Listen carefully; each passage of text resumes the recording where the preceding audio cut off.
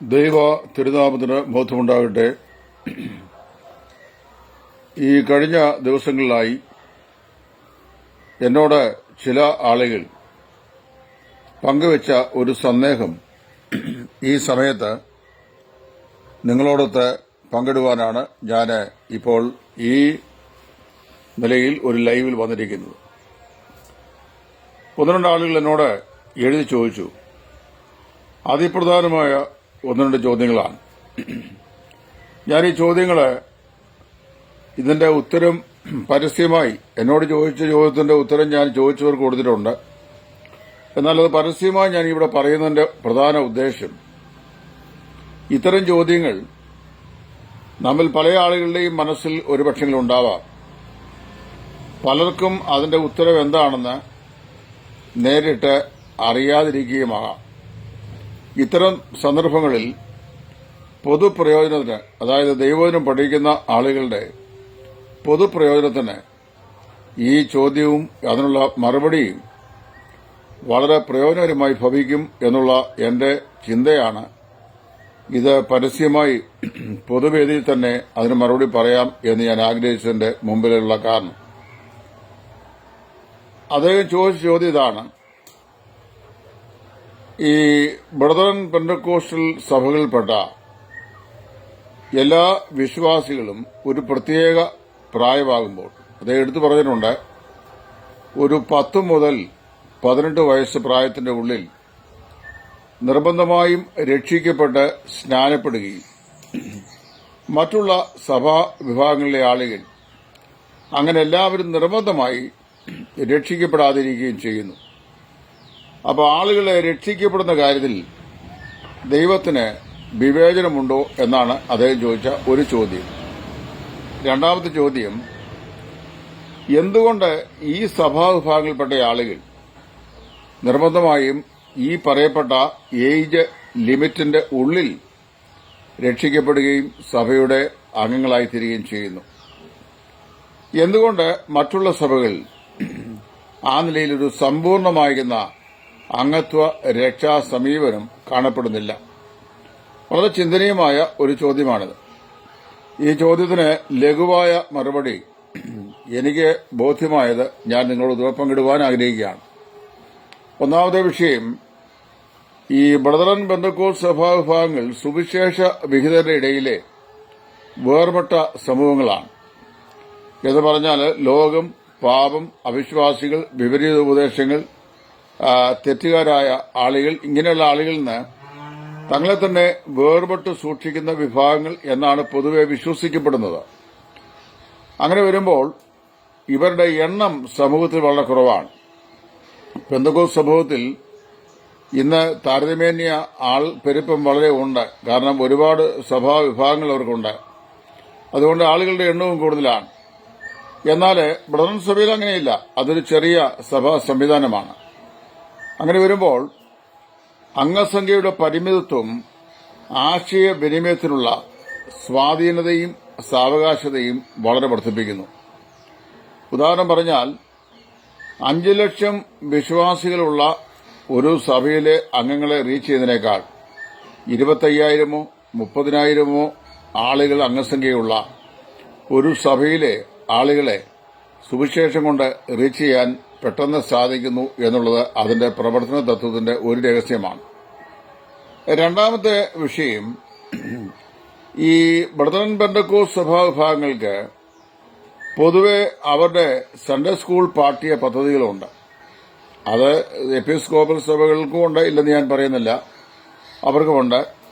അവരുടെ സഭകളിൽ മാർത്തോമാസഭ പൊതുവെ ദൈവവചനം ശക്തമായി സൺഡേ സ്കൂൾ പാഠാവലിയിൽ പഠിപ്പിക്കുന്ന സഭാവിഭാഗമാണ്. ഞാനതിന്റെ ഗുണഭോക്താവാണ്. എന്നാൽ മറ്റ് സഭകളിൽ അവരുടെ ബാലന്മാർക്ക് വേണ്ടിയുള്ള പഠന ക്ലാസുകളിൽ ട്രഡീഷൻ കം ബൈബിൾ, അതിന്റെ പാരമ്പര്യവും വേദപുസ്തകവും കൂടെ ഇടകലർത്തിയാണ് പലപ്പോഴും അവരുടെ ക്ലാസുകളിൽ പഠിപ്പിക്കുവാൻ അവസരമുണ്ടാവുക. നേരെ മറിച്ച് ബ്രദറൻകാരുടെ സൺഡേ സ്കൂൾ പാഠാവലി എന്ന് പറയുന്നത്, ഞാൻ ബ്രദറൻ സൺഡേ സ്കൂളിൽ പഠിച്ച ആളല്ല. കാരണം ഞാൻ ബ്രദറൻ സഭാ വിഭാഗത്തിലേക്ക് വരുമ്പോൾ എനിക്ക് 19 വയസ്സ് 20 വയസ്സ് പ്രായമുണ്ട്. അതിനു മുമ്പ് തന്നെ മാർത്തോമാ സഭയുടെ സൺഡേ സ്കൂളിലാണ് ഞാൻ വേദ അധ്യയനം ചെയ്തത്. ഒട്ടും മോശമല്ലാത്ത ഒരു അടിസ്ഥാന വചന പഠന സാവകാശം എനിക്ക് ആ നിലയിൽ ലഭിച്ചിട്ടുണ്ട്. ദൈവഭക്തന്മാരായ ആളുകളാണ് എന്നെ പഠിപ്പിച്ചിട്ടുള്ളതും. എന്നാൽ പിന്നീട് ഞാൻ ഈ സമൂഹത്തിൽ വന്ന ശേഷം മനസ്സിലാക്കുന്നതനുസരിച്ച് 1 മുതൽ 10 വരെയുള്ള ക്ലാസുകളുടെ സൺഡേ സ്കൂൾ പാഠാവലി കൃത്യമായ നിലയിൽ വിഷയ അടിസ്ഥാനത്തിൽ വിഭാവന ചെയ്തത് ഈ സഭയിലുണ്ട്. അടിസ്ഥാനപരമായി 10ാം സ്റ്റാൻഡേർഡ് വരെ പഠിക്കുമ്പോൾ ഏകദേശം ഒരു BTH ലെവലിൽ പഠിക്കുന്ന വിദ്യാർത്ഥികൾക്ക് ബൈബിൾ കോളേജുകളിൽ ലഭിക്കുന്നതിന് തത്തുല്യമോ അല്ലെങ്കിൽ അതിനേക്കാൾ കുറെ കൂടെ മെച്ചവുമായിട്ടുള്ള പാഠ്യ പദ്ധതി ഈ വിദ്യാർത്ഥികൾക്ക് ലഭിക്കുന്നുണ്ട്. സൺഡേ സ്കൂളുകളിൽ വെച്ചുള്ള ഈ കുഞ്ഞുങ്ങളുമായിട്ടുള്ള ഏർപ്പെടൽ അല്ലെങ്കിൽ ദൈവവചനം പഠിപ്പിക്കാനുള്ള അവരുമായിട്ടുള്ള ആ സമീപനം കുഞ്ഞുങ്ങൾക്ക് ദൈവവചനം കൂടുതൽ വ്യക്തിപരമായി തിരിച്ചറിയാനും വ്യക്തിപരമായി സംശയ ദൂരീകരണത്തിനും വ്യക്തിപരമായി വസ്തുതകളെ ഉൾക്കൊള്ളുന്നതിനും സഹായകമായ ഒരു പാഠ്യപദ്ധതിയായിട്ട് ഇരിക്കുന്നു. അങ്ങനെ വരുമ്പോൾ ഈ വ്യക്തിപരമായ അധ്യാപക വിദ്യാർത്ഥി ഇടപെടലുകൾ പല നിലയിലും കുഞ്ഞുങ്ങളെ രക്ഷയുടെ അനുഭവത്തിലേക്ക് ആനയിക്കുന്നതിന് വളരെ സഹായകരമായ ഒരു സമീപനമായിട്ടിരിക്കുന്നു. അതുകൊണ്ട് ഈ സഭകളുടെ സൺഡേ സ്കൂൾ പാഠാവലിയും പാഠ്യപദ്ധതിയും കുഞ്ഞുങ്ങളെ ഇതര സഭാവിഭാഗങ്ങളിൽ നിന്ന് വ്യത്യസ്തമായ നിലയിൽ ആത്മരക്ഷയുടെ അനിവാര്യതയെക്കുറിച്ച് ബോധവാന്മാരാക്കുകയും ആത്മരക്ഷയുടെ അനുഭവത്തിലേക്ക് വരുവാൻ അതവരെ സഹായിക്കുകയും ചെയ്യുന്നു. ഇത് അതിന്റെ മുഖ്യമായ രണ്ടാമത്തെ കാരണമാണ്. മൂന്നാമത് ഒരു കാരണമുണ്ട്. അത് ഞാൻ ഇവിടെ പറയുമ്പോൾ ഒരു അപ്രിയ സത്യമായിട്ടാണ് നിങ്ങൾക്ക് പലർക്കും മനസ്സിലാക്കാൻ കഴിയുന്നത്. എനിക്കും അങ്ങനെ തന്നെ തോന്നുന്നുണ്ട്. അതെന്താണെന്ന് ചോദിച്ചു കഴിഞ്ഞാൽ, ഈ ബ്രദറൻ സഭാ പശ്ചാത്തലത്തിലോ പെന്തക്കോസ്ത് സഭാ പശ്ചാത്തലത്തിലോ ജനിച്ച എല്ലാ കുഞ്ഞുങ്ങളും ഒരു പ്രത്യേക ഏജ് കാലഘട്ടത്തിൽ അഥവാ ഒരു പ്രായത്തിന്റെ പരിധിയിൽ നിർബന്ധമായും രക്ഷിക്കപ്പെട്ട സ്നാനപ്പെട്ട സ്വഭാവങ്ങളായി തീരണം എന്നൊരു വ്യവസ്ഥിതിയൊന്നും ദൈവം വെച്ചിട്ടില്ല. എന്നാൽ ഇത് ഈ 1-2 തലമുറകൾ കഴിഞ്ഞു കഴിയുമ്പോൾ മിക്കവാറുമുള്ള ഏത് സഭയും കുറെ പാരമ്പര്യങ്ങൾ അതിലെ അടിച്ച് കയറ്റാറുണ്ട്. ഉദാഹരണം പറഞ്ഞാൽ, ഞാൻ അംഗമായിരിക്കുന്ന ബ്രദറൻ സഭയിൽ തന്നെ മിക്കവാറും ഈ ഞായറാഴ്ചകളിലെ കൂടുതൽ പറഞ്ഞു കേൾക്കുന്ന 1-2 ശൈലിയുണ്ട്. ഈ ശൈലി നിങ്ങളും കേൾക്കുന്നുണ്ടാവും. പിതാക്കന്മാരുടെ കാലത്ത് ഇങ്ങനെയായിരുന്നു, പിതാക്കന്മാരുടെ കാലത്ത് ആരാധനയ്ക്ക് വരുമ്പോൾ ഇങ്ങനെ ചെയ്യുമായിരുന്നു, പിതാക്കന്മാരുടെ കാലത്ത് ആരാധനയിൽ അങ്ങനെ ചെയ്യുമായിരുന്നു. അപ്പൊ ഈ പിതാക്കൻ എന്ന് പറഞ്ഞുകൊണ്ട് കുറെ കാര്യങ്ങൾ പറയുന്നു. അപ്പോൾ ഒരു സഭയുണ്ടായി. ഇത് ബ്രദറൻ സഭ ഒരു മൂവ്മെന്റ് നടന്നു. ആ മൂവ്മെന്റ് ഉണ്ടായിട്ട് ഇപ്പോൾ ഏകദേശം 100-130 വർഷങ്ങൾ കഴിയുന്നു. പിന്നെ 4-ാമത്തെയും 5-ാമത്തെയും തലമുറയാണ്. 4-ാമത്തെയും 5-ാമത്തെയും തലമുറയിൽ ഇവിടെ മിക്കവാറും ഈ പറഞ്ഞ പോലെ സഭയിൽ അംഗങ്ങളായിരിക്കുന്ന എല്ലാ കുഞ്ഞുങ്ങളും രക്ഷിക്കപ്പെട്ട് സ്നാനപ്പെട്ട് സ്വഭാവങ്ങളായി സാക്ഷ്യം പറയുന്ന ആളുകളാണ്. എന്നാൽ ആ കുഞ്ഞുങ്ങളുടെയൊക്കെ രക്ഷയെ സംബന്ധിച്ച് അത് എത്രത്തോളം കൺവിൻസിംഗ്ലി അവർ കർത്താവായ യേശുവിനെ രക്ഷിതാവായി സ്വീകരിച്ചതാണ്, എത്രത്തോളം ആത്മരക്ഷയുടെ അനുഭവം അവരുടെ ജീവിതത്തിന്റെ ഭാഗത്ത് റിഫ്ലക്ട് ചെയ്യുന്നുണ്ട്, ഇത്യാദി കാര്യങ്ങളെ സംബന്ധിച്ച് സൂക്ഷ്മമായ അവലോകനം വളരെ ആവശ്യമാണ്. കാരണം പല കുഞ്ഞുങ്ങളും അല്ലെങ്കിൽ പല ആളുകളും യുവതീയുവാക്കന്മാരും 100% ഈ ദൈവവചനം പ്രഖ്യാപിക്കുന്ന വേർപാടും വിശുദ്ധിയും അങ്ങനെ തന്നെ പാലിച്ചുകൊണ്ടാണോ വിശ്വാസ ജീവിതത്തിൽ മുമ്പോട്ട് പോകുന്നത് എന്നുള്ളത് പലപ്പോഴും ഒരു ചോദ്യചിഹ്നമായിട്ട് അവശേഷിക്കാറുണ്ട്. അപ്പം അങ്ങനെ വരുമ്പോൾ ഇത് ഒരു പാരമ്പര്യത്തിന്റെ ഭാഗമായി വന്നു ഭവിക്കുന്നുവോ എന്നുള്ള ആശങ്ക എനിക്കും ഇല്ലാതെയില്ല. ചിലര് ഈ ഒരു 12-നും 18-നും ഇടയ്ക്ക് നിർബന്ധമായും രക്ഷിക്കപ്പെട്ട് ജലസ്നാനത്തിൽ അവർ സഭാംഗങ്ങളായി ചേർക്കപ്പെട്ടില്ല എങ്കിൽ അത് ഏതോ ഒരു പോരായ്മ പോലെ പഠിപ്പിക്കുകയോ തോന്നുകയോ ചെയ്യുകയും മറ്റുള്ള എല്ലാ ആളുകളും സ്നാനപ്പെട്ട് സ്വഭാവങ്ങളായിത്തീരുന്നു, അതുകൊണ്ട് എനിക്കും അങ്ങനെ ചെയ്യണം എന്നുള്ള ചിന്ത വരികയോ, വൈവാഹിക വിഷയങ്ങളിൽ സാധാരണയായി ആലോചന വരുമ്പോൾ പെൺകുട്ടിയുടെയോ അല്ലെങ്കിൽ ആൺകുട്ടിയുടെയോ വീട്ടുകാർ ചോദിക്കുന്ന ഒരു ചോദ്യമുണ്ട്. രക്ഷിക്കപ്പെട്ട് സ്നാനപ്പെട്ട് സഭയുടെ കൂട്ടായ്മയിൽ സജീവമായി നിൽക്കുന്നയാളാണോ? അപ്പൊ ഈ ആക്ഷേപത്തിന് ഒരു പരിഹാരം എന്ന നിലയിലും പലരും ഈ ഏജ് കാലഘട്ടം നിർബന്ധിത രക്ഷിക്കപ്പെടലിനും സ്നാനപ്പെടലിനും ഒക്കെ വിധേയമായി തീരുന്നുണ്ടോ എന്ന് ഒരു സംശയം പോലുണ്ട്. അങ്ങനെയുള്ള ചില സമീപനങ്ങൾ ഈ കുട്ടികളുടെ ജീവിതത്തിലുള്ളത് പിൽക്കാലത്ത് അവരുടെ ജീവിതത്തിന്റെ ശൈലിയിൽ കൂടെ നമുക്ക് മനസ്സിലാക്കുവാൻ സാധിക്കുന്നു.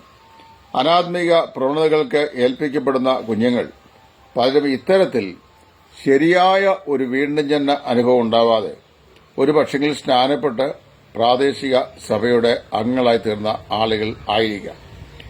എന്റെ ബാല്യകാലത്തൊക്കെ ഞാൻ കാണുകയും കേൾക്കുകയും അനുഭവിക്കുകയും മനസ്സിലാക്കുകയും ചെയ്തിട്ടുള്ള കാര്യങ്ങൾ വെച്ച് നോക്കിയാൽ ഒരു വ്യക്തി പാപത്തെക്കുറിച്ചും ദൈവനീതിയെക്കുറിച്ചും വരുവാനുള്ള ഭയാനകമായ ന്യായവിധിയെക്കുറിച്ചും ശരിയായ ബോധ്യതയുണ്ടായിട്ട് മനം തകർന്ന് പാപത്തെക്കുറിച്ച് അനുദപിച്ച് ദൈവത്തോട് ഏറ്റുപറഞ്ഞ് കർത്താവായ യേശുവിനെ രക്ഷിതാവും കർത്താവുമായി സ്വീകരിക്കുന്ന ഒരു രീതിയാണ് സാധാരണയായി ഞാൻ ദർശിച്ചിട്ടുള്ളത്. അതുകൊണ്ട് ഇന്നും എന്നും അങ്ങനെ തന്നെ ആയിരിക്കണം എന്ന് ഞാൻ പൂർണ്ണമായി വിശ്വസിക്കുന്നു. അപ്പോൾ അത് അതിപ്രധാനമായ ഒരു വിഷയമാണ്. അല്ലാതെ ബദറൻ സഭയിലോ പെന്തക്കോസ്ത് സഭയിലോ ജനിച്ച് വീണ എല്ലാ കുഞ്ഞുങ്ങളും ഒരു പ്രത്യേക പ്രായത്തിന്റെ പരിധിക്കുള്ളിൽ നിർബന്ധമായും രക്ഷിക്കപ്പെട്ട് സ്നാനപ്പെട്ടിരിക്കണമെന്ന് ദൈവം വ്യവസ്ഥ വെച്ചിട്ടില്ല.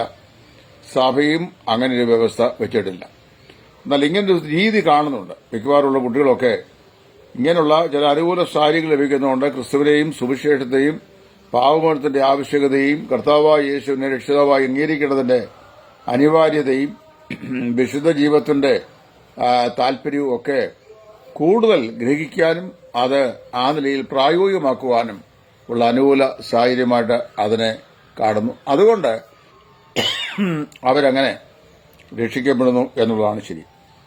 എന്നാൽ രക്ഷിക്കപ്പെട്ടവർ എന്ന് അവകാശപ്പെടുന്ന ചില ആളുകൾ തന്നെ മദ്യപാന ശീലമുള്ളവരും പുകവലിയുള്ളവരും മറ്റ് പല കാര്യങ്ങളിലൊക്കെ ഏർപ്പെടുന്നവരുമായിട്ടൊക്കെ അപൂർവമായിട്ടുണ്ട്. അപ്പോൾ അങ്ങനെയുള്ളവരെ വാസ്തവത്തിൽ ഇങ്ങനെ രക്ഷിക്കപ്പെട്ട് മുമ്പോട്ട് വന്നാൽ അവർ രക്ഷിക്കപ്പെട്ടവരാണോ എന്ന ചോദ്യവും ചില ആളുകൾ ഉന്നയിച്ചിട്ടുണ്ട്. യോഹന്നാൻ തന്റെ ലേഖനത്തിൽ പറയുന്ന വിശദീകരണം അനുസരിച്ച് he who is born of the father does not continue in the same sin. പിതാവിൽ നിന്ന് ജനിച്ചവൻ ആരും ഒരേ പാപത്തിൽ തുടരുന്നില്ല, പാപം ചെയ്യുന്നില്ല എന്നാണ് നമ്മുടെ മലയാളം ബൈബിൾ. പക്ഷേ അതിന്റെ ശരിയായ ട്രാൻസ്ലേഷൻ ഒരേ പാപത്തിൽ തുടരുന്നില്ല എന്നാണ്. ഇപ്പോൾ ഒരു വിശ്വാസി അല്ലെങ്കിൽ വിശ്വാസിനി രക്ഷിക്കപ്പെട്ട് സ്നാനപ്പെട്ട ശേഷം ഒരേ പാപത്തിൽ അവർ തുടർന്നാൽ ആ ആള് രക്ഷിക്കപ്പെട്ടവരല്ല എന്ന് തന്നെ നമുക്ക് മനസ്സിലാക്കാൻ സാധിക്കും. മത്തായിയുടെ സുവിശേഷത്തിൽ നമ്മുടെ കർത്താവായ യേശുക്രിസ്തു പറയുമ്പോൾ വൃക്ഷത്തെ അതിന്റെ ഫലം കൊണ്ടല്ലോ തിരിച്ചറിയുന്നത് എന്ന് പറഞ്ഞിട്ടുണ്ട്. അപ്പൊ ഏതൊരു വൃക്ഷത്തെയും നമ്മൾ തിരിച്ചറിയുന്നത് അതിന്റെ ഫലം കൊണ്ടാണ്. മുന്തിരിവള്ളിയിൽ നിന്ന് ഞെരിഞ്ഞിലും ഞെരിഞ്ഞിൽ നിന്ന് മുന്തിരിപ്പഴവും ഉണ്ടാവുകയില്ല എന്ന് കർത്താവ് പറഞ്ഞു. അപ്പോൾ മുന്തിരിവള്ളിയിൽ നിന്ന് മുന്തിരി മാത്രമേ ഉണ്ടാവുകയുള്ളൂ, ഞെരിഞ്ഞിൽ നിന്ന് ഞെരിഞ്ഞിൽ മാത്രമേ ഉണ്ടാവുകയുള്ളൂ. ഇപ്പൊ രക്ഷിക്കപ്പെട്ടു എന്നും സ്നാനപ്പെട്ടു എന്നും ഒക്കെ അവകാശം പറയുന്ന അല്ലെങ്കിൽ ആ അനുഭവമുള്ള ചില ആളുകൾ പിൽക്കാലത്ത് കണ്ടിന്യൂസ്ലി മദ്യപന്മാരായി. ഇപ്പോൾ ഒരാള് അബദ്ധവശാൽ ഒരു പ്രാവശ്യം ഒരു മദ്യം കഴിക്കാൻ ഇടയായിത്തീർന്നു എന്നുള്ളത് അക്ഷന്തവ്യമായ ഒരു അപരാധമല്ല എന്ന് പറഞ്ഞാൽ ചെയ്യാൻ പാടില്ലാത്തതാണ്. പക്ഷേ അതേ ഒരു സുരക്ഷയിൽ സാഹചര്യത്തിന്റെ സമ്മർദ്ദം കൊണ്ടോ മറ്റ് എന്തെങ്കിലുമൊക്കെ കാര്യങ്ങൾ കൊണ്ടോ ഒരു പ്രാവശ്യം അല്പം മദ്യം കഴിച്ചുപോയി. അങ്ങനെ കഴിച്ചാൽ അവൻ രക്ഷിക്കപ്പെട്ടവനാണെങ്കിൽ ദൈവത്തിന്റെ മന്ദിരമായ തന്റെ ശരീരത്തെയും തന്റെ ഹൃദയത്തെയും മദ്യം കൊണ്ട് അശുദ്ധമാക്കിയതിൽ ആഴമേറിയ കുറ്റബോധം അവനെ ഭരിക്കുകയും പരിശുദ്ധാത്മാവ് അവന്റെ ഉള്ളിൽ വസിച്ചുകൊണ്ട് ഞെരുങ്ങുകയും അവന് പാപബോധം നൽകുകയും ചെയ്യുമ്പോൾ അവൻ അനുദപിച്ച് കർത്താവിലേക്ക് യഥാസ്ഥാനപ്പെടും. മേലിൽ വിശുദ്ധ ജീവിതത്തിന് തടസ്സമായിരിക്കുന്ന യാതൊരു കാര്യങ്ങളും ചെയ്യുന്നതിൽ നിന്ന് അവൻ തന്നെത്താൻ അകറ്റി സൂക്ഷിക്കും. ഇതാണ് വിശുദ്ധിയുടെ പ്രമാണം സംബന്ധിച്ച് ഞാൻ മനസ്സിലാക്കുന്നത്. എന്നാൽ രക്ഷിക്കപ്പെട്ടവനും സ്നാനപ്പെട്ടവനും സഭാ കൂട്ടായ്മയിലൊക്കെ കൂടി വരുന്നതുമായ ഒരു വ്യക്തി ദീർഘവർഷങ്ങൾ അല്ലെങ്കിൽ നാളുകൾ മദ്യം മറ്റ് അനുബന്ധ കാര്യങ്ങൾ ഒക്കെ അത് ഉപയോഗിക്കുകയും വിശുദ്ധന്മാർക്ക് യോഗ്യമല്ലാത്ത അല്ലെങ്കിൽ വേർപാട് വിശ്വാസ ജീവിതത്തിന് ഭൂഷണമല്ലാത്ത ജീവിതശൈലിയിൽ തുടരുകയും ചെയ്യുന്നു എന്ന് ചിന്തിക്കുക. അങ്ങനെയുള്ള ആളുകളുടെ രക്ഷയെക്കുറിച്ച് ഞാൻ പറയുന്നത്. അങ്ങനെയുള്ള ആളുകളെ രക്ഷിക്കപ്പെട്ടവരാണെന്ന് നമ്മൾ തെറ്റിദ്ധരിക്കുന്നതാണ് അവരുടെ രക്ഷയെ സംബന്ധിച്ചുള്ള ഏറ്റവും വലിയ പ്രശ്നം. അങ്ങനെയുള്ള ആളുകൾ രക്ഷിക്കപ്പെട്ടവരല്ല. മറ്റേ ഏതെങ്കിലും പ്രത്യേക സാഹചര്യത്തിൽ അവർ സ്നാനപ്പെട്ടവരായിരിക്കാം. സ്നാനപ്പെട്ടവരെ അല്ല, രക്ഷിക്കപ്പെട്ടവരെയാണ് കർത്താവ് സഭയോട് ചേർത്ത് പോന്നിരുന്നത്. പിന്നെ രക്ഷിക്കപ്പെട്ടവർക്ക് ഉള്ള സ്നാനം എന്ന് പറയുന്നത് കർത്താവിന്റെ മുമ്പാകെ, പൊതുജനത്തിന്റെ മുമ്പാകെ ഞാൻ കർത്താവായ യേശുവിനെ രക്ഷിതാവും കർത്താവെ സ്വീകരിച്ചൊരു വ്യക്തിയാണ്, എനിക്ക് ലോകത്തോട് വേർപെട്ട് കർത്താവിനോട് ചേർന്ന് ഒരു വിശുദ്ധ ജീവിതത്തിനായി ഞാൻ എന്നെ തന്നെ സമർപ്പിക്കുന്നുള്ള കർത്താവിന്റെ കൽപ്പനയുടെ അനുസരണമായി അവരനുസരിക്കുന്ന ഒന്നാണ് വിശ്വാസ സ്നാനം എന്ന് പറയുന്നത്. അപ്പൊ അതുകൊണ്ട് അവിടെ ഞാൻ പറയാൻ ആഗ്രഹിക്കുന്ന വിഷയം, വിശ്വാസ സ്നാനം ഒരിക്കലും ആത്മരക്ഷയ്ക്ക് ഉപാധിയല്ല. രക്ഷിക്കപ്പെട്ടവര് അനുഷ്ഠിക്കേണ്ട കർത്താവിനുള്ള കൽപ്പനയുടെ അനുസരണമാണ് വിശ്വാസ സ്നാനം എന്ന് പറയുന്നത്. അല്ല ആരെങ്കിലും സ്നാനപ്പെട്ട് സ്വർഗരാജ്യത്തിന് അവകാശിയാകുന്നു എന്ന് വേദപുസ്തകം പറയുന്നില്ല. അപ്പോൾ ഈ ചോദ്യത്തിന്റെ ഉത്തരം ഞാൻ പറയാം. ഒരാള് രക്ഷിക്കപ്പെട്ടു എന്ന് പറയുന്നു, ദീർഘകാലം അദ്ദേഹം വിശ്വാസിയായിട്ടിരിക്കുന്നു, പക്ഷേ ദീർഘകാലം അദ്ദേഹം തന്റെ മറഞ്ഞ ജീവിതത്തിൽ മദ്യപാനം തുടങ്ങി മറ്റു പല പാപങ്ങളും അദ്ദേഹം ചെയ്തുകൊണ്ടിരിക്കുന്നെങ്കിൽ അദ്ദേഹം രക്ഷിക്കപ്പെട്ട ആളല്ല. കാര്യം രക്ഷിക്കപ്പെട്ട ഒരുവന് ഒരേ പാപത്തിൽ തുടർമാനമായി തുടരുവാൻ സാധിക്കുകയില്ല എന്നാണ് പറയുന്നത്. ഇത് ഈ മദ്യപാനം മാത്രമല്ല, ഏതൊരു പാപവും തുടർച്ചയായി ഒരു വിശ്വാസി ചെയ്ത് അതിൽ തന്നെ രസിച്ച് ജീവിക്കുന്ന അല്ലെങ്കിൽ അതിൽ സന്തോഷം കണ്ടെത്തുന്നെങ്കിൽ such one are not saved. അങ്ങനെയുള്ളവർ രക്ഷിക്കപ്പെട്ടവരെ അല്ല. രക്ഷിക്കപ്പെട്ടവരാണെന്ന് നാം അവരെക്കുറിച്ച് തെറ്റിദ്ധരിക്കുന്നു. അതാണ് അതിന്റെ മറ്റൊരു വിശദീകരണം. മൂന്നാമത്, ഞാൻ ഈ ദിവസങ്ങളിലൊക്കെ രക്ഷയുടെ ഭദ്രതയെക്കുറിച്ച് ഞാൻ കണ്ണശ എഴുതിക്കൊണ്ടിരുന്നു, ചില ലൈവ് വീഡിയോ നൽകിക്കൊണ്ടിരുന്നു. എന്നാൽ വേദപുസ്തകത്തിന്റെ ABCD എന്താണെന്ന് അറിയാൻ വയ്യാത്ത ഒരു അച്ചായി അമേരിക്കയിൽ എങ്ങനെയോ കുടിയേറി അവിടെ താമസിക്കുന്നുണ്ട്. അദ്ദേഹം ഓടി നടന്ന് കമന്റ് ഇടുന്ന ഒരു മനുഷ്യനാണ്. പ്രായത്തിനപ്പുറത്ത് അങ്ങനെ കമന്റ് ഇടാനുള്ള അദ്ദേഹത്തിന്റെ സഹിഷ്ണുതയെ ഞാൻ വാസ്തവത്തിൽ വളരെ പ്രശംസിക്കുന്നു. കാര്യം ആ ഏജിലൊക്കെ ഇങ്ങനെ ഓടി നടന്ന് സകലത്തിലും കമന്റ് എഴുതുക എന്നൊക്കെ പറയുന്നത് പ്രയാസമാണ്. ഇന്ന് അദ്ദേഹം ഒരു സഹോദരൻ എഴുതിയ ഒരു ലേഖനത്തിന്റെ അടിയിൽ കർത്താവായ യേശു ദൈവമല്ലെന്നും ദൈവത്തിന്റെ പുത്രനാണെന്നും കർത്താവായ യേശു ഭൂമിയിൽ വരുമ്പോൾ ദൈവത്തിന്റെ അഭിഷേക്തനായിരുന്നില്ലെന്നും അവൻ കേവലം മനുഷ്യനായിരുന്നെന്നും ഒക്കെയുള്ള ദൈവദൂഷണം പറഞ്ഞൊരു കമന്റ് ഇട്ടിട്ടുണ്ട്. ഞാൻ അദ്ദേഹത്തിന്റെ ആ കമന്റ് വായിച്ചപ്പോൾ എനിക്ക് വളരെ രസം തോന്നി. ഞാൻ ആ പോസ്റ്റ്മാനോട് പറഞ്ഞു, ദയവായി ഈ മനുഷ്യനൊരു ബുദ്ധിയുപദേശം നൽകണമെന്ന്. അദ്ദേഹം എന്റെ രക്ഷയുടെ ഭദ്രത എന്നുള്ള ശീർഷകത്തിലെ പഠനത്തിന്റെ അടിയിലെല്ലാം വന്ന് എന്നെ പിശാചിന് വിളിക്കുകയും പിശാചിന്റെ ഉപദേഷ്ടാവെന്ന് പറയുകയും മോശക്കാരനായ ദുരുപദേശം പറയുന്ന ആളാണെന്ന് പറയുകയും വേദപുസ്തകം വിശ്വസിക്കാത്തവനാണെന്ന് ശാസിക്കുകയും ഒക്കെ ചെയ്യുന്നുണ്ട്. അദ്ദേഹം പറയുന്നത് കർത്താവ് യേശുക്രിസ്തുവിൽ വിശ്വസിക്കുകയും കൽപ്പനകളെ അനുസരിക്കുകയും ചെയ്യണം, എന്നാൽ മാത്രമേ ഒരാൾ രക്ഷിക്കപ്പെടൂ എന്നാണ്.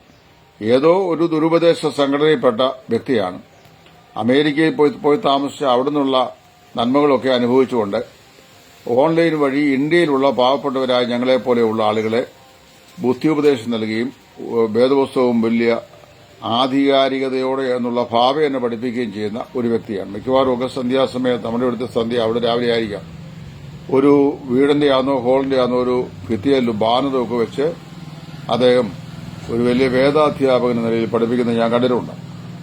നാളിതുവരെ അദ്ദേഹത്തിന്റെ ക്ലാസ്സുകൾ ശ്രദ്ധിച്ചതിനകത്ത് വേദപുസ്തകത്തോട് യോജിപ്പുള്ള ഏതെങ്കിലും സബ്ജക്ട് അദ്ദേഹം പറയുന്നതായി ഞാൻ കണ്ടിട്ടില്ല. ഏതോ ഒരു വിപരീത ഉപദേശത്തിന്റെ പിടിയിൽ അകപ്പെട്ടു പോയ ഒരു മനുഷ്യനാണ്. അദ്ദേഹത്തോട് സഹതാപമല്ലാതെ വേറെ ഒന്നുമില്ല.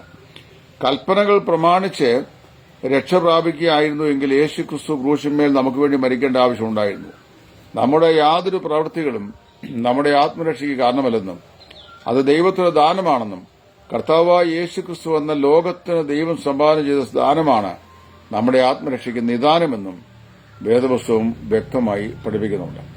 അങ്ങനെയുള്ള വേദപുസ്തകത്തിന്റെ ഉപദേശത്തിൽ നിശ്ചയം പ്രാപിച്ചൊരു വേദവിദ്യാർത്ഥിയാണ് ഞാൻ. എനിക്ക് ലഭിച്ച രക്ഷയെ സംബന്ധിച്ച് എന്നോട് പ്രതിവാദം ചോദിക്കുന്ന ഏതു മനുഷ്യരോടും സകല ദീർഘക്ഷമയോടും കൂടെ പ്രതിവാദം പറയാൻ ഞാൻ എപ്പോഴും തയ്യാറാകുന്ന വ്യക്തിയാണ്. എന്ന് മാത്രമല്ല, ഞാൻ ഏതെങ്കിലും ഒരു സംഘടനയ്ക്ക് വേണ്ടി ഉപദേശം പഠിപ്പിക്കാൻ ആഗ്രഹിക്കുന്ന ആളുമല്ല. കർത്താവായ യേശു ക്രിസ്തുവിൽ ദൈവം മനുഷ്യരൊരുക്കിയ ആത്മരക്ഷ അത് അടിസ്ഥാനപരമായി സൗജന്യവും മനുഷ്യപ്രവൃത്തി ബാധകമല്ലാത്തതും, അങ്ങനെ രക്ഷിക്കപ്പെടുന്ന ആളുകളുടെ ആത്മരക്ഷ നിത്യതയ്ക്കായി വേർതിരിക്കപ്പെട്ടതും ഒരിക്കലും നശിച്ചു പോകാത്തതുമാകുന്നുവെന്ന് വിശുദ്ധ ബൈബിൾ എത്രയും തെളിവായി നമ്മെ പഠിപ്പിക്കുന്നുണ്ട്. ആ വേദപുസ്തകത്തിന്റെ പ്രഖ്യാപനമാണ് വാസ്തവത്തിൽ എന്റെ രക്ഷയുടെ ഉറപ്പെന്ന് പറയുന്നത്. അത് ഞാൻ പൂർണ്ണമായി വിശ്വസിക്കുന്നു. വേദപുസ്തകം അങ്ങനെ പഠിപ്പിക്കുകയും ചെയ്യുന്നുണ്ട്. അതിന്റെ ന്യായങ്ങളെ സംബന്ധിച്ച് കഴിഞ്ഞ ദിവസം ഞാൻ പല വീഡിയോകൾ ചെയ്തു. എബ്രായലേഖനം 6-ാം അധ്യായത്തിന്റെ 3 മുതൽ 8 വരെയുള്ള വാക്യങ്ങൾ, 10-ാം അധ്യായത്തിന്റെ 26 മുതൽ 30 വരെയുള്ള വാക്യങ്ങൾ, മറ്റ് ഇതര ഭാഗങ്ങൾ, ഇതെല്ലാം ചൂണ്ടിക്കാണിച്ചുകൊണ്ട് ഞാൻ ഒരു പഠനം എന്റെ ടൈം ലൈനിൽ ചെയ്തിരുന്നു. അത് അനേകർക്ക് നന്മയ്ക്കും അനുഗ്രഹത്തിനും കാരണമായി തീർന്നു എന്നും അവരറിയിച്ചിട്ടുണ്ട്.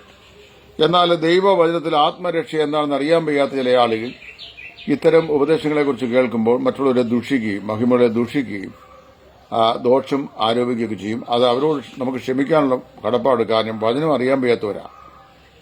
വചനം അറിയാൻ വയ്യാത്തവരും അത് പഠിക്കണമെന്ന് ആഗ്രഹമില്ലാത്തവരും അവരെക്കുറിച്ച് എന്തു പറയാൻ? സഹതപിക്കുകയല്ലാതെ വേറെ മാർഗം ഇല്ല.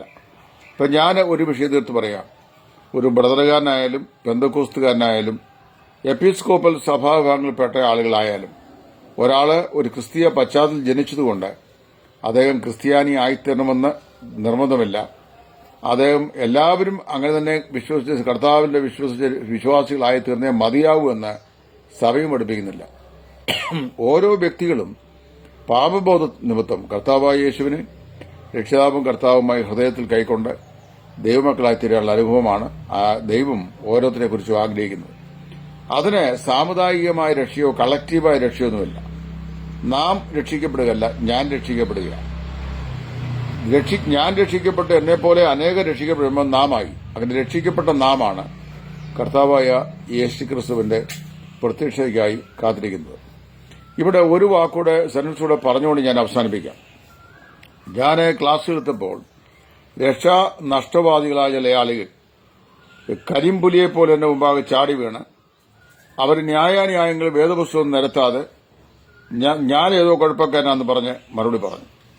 ഞാൻ വേദപുസ്തകത്തിൽ ഒരുപാട് ന്യായങ്ങൾ രക്ഷയുടെ ഭദ്രതയെ തെളിയിക്കാനായിട്ടുണ്ട്. എന്നാൽ അതിലേക്കൊന്നും ഇപ്പോൾ ഈ വീഡിയോ ഞാൻ പോകാതെ ഒരൊറ്റ വാക്യം മാത്രം, കൊരിന്ത്യർക്ക് എഴുതിയ 1-ാം ലേഖനം 1-ാം അധ്യായത്തിന്റെ 7-ാം വാക്യത്തിൽ, അങ്ങനെ നിങ്ങൾ ഒരു കൃപാവരത്തിലും കുറവില്ലാത്തവരായി നമ്മുടെ കർത്താവായ യേശുക്രിസ്തുവിന്റെ പ്രത്യക്ഷതയെ കാത്തിരിക്കുന്നു എന്ന് പറഞ്ഞിട്ടുണ്ട്. ഇത് പറയുന്ന പൗലൂസ് പറയുമ്പോൾ ഭിന്നത, ദുർനടപ്പ്, കോടതി വ്യവഹാരം, വിഗ്രഹാർപ്പണം, വിഗ്രഹാർപ്പിത ഭക്ഷണപാനീയങ്ങൾ, സഭായോഗങ്ങളിലെ ഇടർച്ചകൾ, തിരുവത്താഴത്തുള്ള ബന്ധത്തിലുള്ള വ്യക്തിപരമായ ശോധനയില്ലായ്മ, പുനരുത്ഥാനത്തെക്കുറിച്ചുള്ള സംഘട്ടനങ്ങൾ, സംഘർഷങ്ങൾ, വിശുദ്ധന്മാർക്ക് കൊടുക്കുന്ന ഓഹരിയെക്കുറിച്ചുള്ള തെറ്റിദ്ധാരണകൾ, ഇങ്ങനെ നിരവധി പ്രശ്നങ്ങൾ, കൃപാവരങ്ങളെക്കുറിച്ചുള്ള വിഭിന്ന അഭിപ്രായങ്ങൾ, വൈവാഹിക ജീവിതത്തെയും അതിനോടനുബന്ധപ്പെട്ട കടപ്പാടുകളെ സംബന്ധിച്ചുള്ള പ്രശ്നങ്ങൾ, ഇതെല്ലാം ഉള്ള വിശ്വാസികളാണ് കൊരിന്തിലെ വിശ്വാസികൾ. അവരോട് പൗലോസ് പറയാണ്, നിങ്ങൾ ഒരു കൃപാവരത്തിലും കുറവില്ലാത്തവരായി നമ്മുടെ കർത്താവായ യേശുക്രിസ്തുവിന്റെ പ്രത്യക്ഷതയ്ക്കായി കാത്തിരിക്കുന്നു. കർത്താവായ യേശുക്രിസ്തുവിന്റെ പ്രത്യക്ഷതയ്ക്കായി കാത്തിരിക്കുന്നു എന്ന് പറയുന്ന ആ ആളുകളോട് തന്നെയാണ് 1 കൊരിന്ത്യർ 15-ാം അധ്യായത്തിന്റെ 53 മുതൽ വാക്യങ്ങൾ വായിക്കുമ്പോൾ, സഹോദരന്മാരെ, നാം എല്ലാവരും നിദ്ര കൊണ്ടവർക്ക് മുമ്പാകെയില്ല. എന്നാൽ അന്ത്യകാലനാഥ്യങ്ങൾ കണ്ണിമയ്ക്കുന്നിടയിൽ നാം എല്ലാവരും രൂപാന്തരപ്പെടും. ആരെല്ലാവരും? കൊരിന്തിൽ കർത്താവായ യേശുക്രിസ്തു വിശ്വസിച്ചവരും 1 കൊരിന്ത്യർ 12-13 പ്രകാരം പരിശുദ്ധാത്മസ്നാനം പ്രാപിച്ചവരും കർത്താവിന്റെ ശരീരമായ സഭയുടെ അംഗങ്ങളായി തീർന്നവരും അപ്പോൾ തന്നെ ഭിന്നത ഉൾപ്പെടെയുള്ള എല്ലാ പ്രശ്നങ്ങളും ജീവിതത്തിലുള്ളവരും ആയ ഈ വിശ്വാസികൾ നാം എല്ലാവരും നിദ്ര ഉള്ളവർക്ക് മുമ്പാകെയില്ല. അന്ത്യകാലനാഥെങ്കിൽ കണ്ണിമയ്ക്കുന്നിടയിൽ നാം എല്ലാവരും രൂപാന്തരപ്പെടും. മരിച്ചവർ അക്ഷയരായി ഉയർത്തെഴുന്നേൽക്കും. ജീവനോട് ശേഷിക്കുന്ന നാം എന്ത് ചെയ്യും? പുനരുദ്ധാനം ചെയ്യും. നാം പൗലോസ് ഉൾപ്പെടെ. അപ്പൊ ഈ പറയപ്പെട്ട എല്ലാ ബലഹീനതയുള്ള ആളുകളെയും കൂടെ ചേർത്താണ് അവിടെ നാം എന്ന് പറഞ്ഞിട്ടുള്ളത്. ഇതിൽ എന്ത് എക്സെപ്ഷനാണ് ആർക്ക് കൊടുത്തിരിക്കുന്നതെന്ന് എനിക്ക് നിശ്ചയമില്ല. ഏതായാലും ദൈവം നിങ്ങളെ സഹായിക്കട്ടെ. എന്നോട് പ്രേക്ഷകർ ഈ ദിവസങ്ങളിലായി ചോദിച്ച 2-3 ചോദ്യങ്ങളുടെ മാത്രം മറുപടിക്കാണ്ടാണ് ഇപ്പോൾ ഈ വീഡിയോ ഞാൻ ചെയ്തത്. ഇത് നിങ്ങൾക്ക് അനുഗ്രഹമായി തരട്ടെന്ന് പ്രാർത്ഥിക്കുന്നു. കർത്താവിന്റെ തിരുനാമം മഹത്വപ്പെടട്ടെ. ക്രിസ്തുവിൽ നിങ്ങളുടെ കൂട്ടുസഹോദരൻ സുവിശേഷകൻ ടൈറ്റസ് ഫ്രം ഇടയാറുണ്ട്. ഈ ദിവസങ്ങളിലെ തുടർച്ചയായ പരസ്യ പ്രവർത്തനങ്ങൾ മുഖാന്തരമായി, അതായത് വളരെ ഹില്ലി ഏരിയകളിൽ ഉള്ള ഭവന സന്ദർശനം, ചെങ്കുത്തായ കുന്നുകൾ കയറിയിറങ്ങി ഈ 65 വയസ്സിലും കർത്താവിനുള്ള സ്നേഹനിമിത്തം നടന്ന് നല്ല 39 ഡിഗ്രി ചൂട് വെയില് രാവിലെ മുതൽ സന്ധ്യ വരെ കൊണ്ട് പരസ്യ കവലകളിൽ നിന്ന് പരസ്യവും പ്രസംഗിച്ച നിമിത്തവും ഈ 2-3 ദിവസങ്ങളിലായി രൂക്ഷമായ ചുമയും അതുപോലെ ഒരു ദേഹാസ്വസ്ഥതയും വേദനയും ഒക്കെ ഉണ്ട്. എങ്കിലും നാളെയും അത് ചെയ്യേണ്ടതായിട്ടിരിക്കുന്നു. നിങ്ങൾ എനിക്ക് വേണ്ടിയും കുടുംബത്തിനു വേണ്ടിയും പ്രാർത്ഥിക്കണം. നിങ്ങളുടെ പ്രാർത്ഥന ഞങ്ങൾക്ക് വളരെ ആവശ്യമാണ്. പ്രാർത്ഥനയും ആവശ്യമാണ്. കർത്താവിന്റെ വേലയിൽ ഞങ്ങളെ സ്വമനസ്സാലെ പോയി ചെയ്യുന്ന ഈ ശുശ്രൂഷയിൽ ഏതെങ്കിലും നിലയിലുള്ള കൈത്താങ്ങലുകൾ നിങ്ങൾക്ക് തരാൻ ദൈവാത്മാവ് നിങ്ങളെ പ്രേരിപ്പിച്ചാൽ അതിനും ദൈവം നിങ്ങളെ ഉപകരിക്കട്ടെ എന്ന് പ്രാർത്ഥിക്കുന്നു. കാരണം ഞങ്ങൾക്ക് ഞങ്ങളുടെ വ്യക്തിപരമായ ആവശ്യങ്ങൾക്ക് വേണ്ടിയുള്ള ഒരാവശ്യതയും ഇല്ല. കാര്യം ഡയബറ്റിക്കിന്റെയൊക്കെ അക്യൂട്ട് സ്റ്റേറ്റ് ഉള്ളതുകൊണ്ട് വളരെ കുറച്ച് ഭക്ഷണമൊക്കെ മതി. എന്നാൽ വിദൂര സ്ഥലങ്ങളിലൊക്കെ പോയി വാഹനത്തിൽ ചെന്നിട്ട് മൈക്ക് സിസ്റ്റം ഉപയോഗിച്ച് ഒരു ദിവസം 7-8 കവലകളിൽ പരസ്യ പ്രവർത്തനം ചെയ്യുമ്പോൾ കൂടെ വരുന്ന സഹോദരന്മാരും ഞങ്ങൾക്കൊക്കെ അവർക്കൊക്കെ ഭക്ഷണവും ചായയും ഒക്കെ ഞങ്ങൾ കഴിക്കാറുണ്ട്. കാര്യം വലിയ ആർഭാടമല്ല, സാധാരണ ഭക്ഷണം, പെട്രോൾ എക്സ്പെൻസസ് ഉണ്ട്. ഇത്തരം കാര്യങ്ങളിലൊക്കെ വിശ്വാസികൾ സ്വമേധയാക്കുന്ന സഹായങ്ങളാണ് ഫലകരമായി തീരുന്നത്. എന്നാൽ ഈ വക ശുശ്രൂഷകളെ അപലപിക്കുന്ന ചിലർ തന്നെയുണ്ട്. അവരെയൊക്കെ മുമ്പാകെ ഇങ്ങനെയുള്ള കാര്യങ്ങളൊന്നും ഞങ്ങൾ പരസ്യമായി പറയാൻ പലപ്പോഴും തയ്യാറല്ല. ഞങ്ങൾക്ക് ദൈവം തരുന്നതിൽ അതിന്റെ നല്ലൊരു അംശവും എന്തെങ്കിലും തന്നാൽ അത് മുഴുവനായും ഇങ്ങനെയുള്ള പ്രവർത്തനങ്ങൾക്ക് വേണ്ടിയാണ് ഉപയോഗിക്കുന്നത്. അല്ല, അതിനൊക്കെ ഒരു പരിമിതി ഉണ്ടല്ലോ. നിങ്ങളുടെ പ്രാർത്ഥനയും കർത്താവിന്റെ നാമത്തിൽ ഞങ്ങൾ ക്ഷണിക്കുന്നു. ദൈവം എല്ലാവരെയും അനുഗ്രഹിക്കട്ടെ.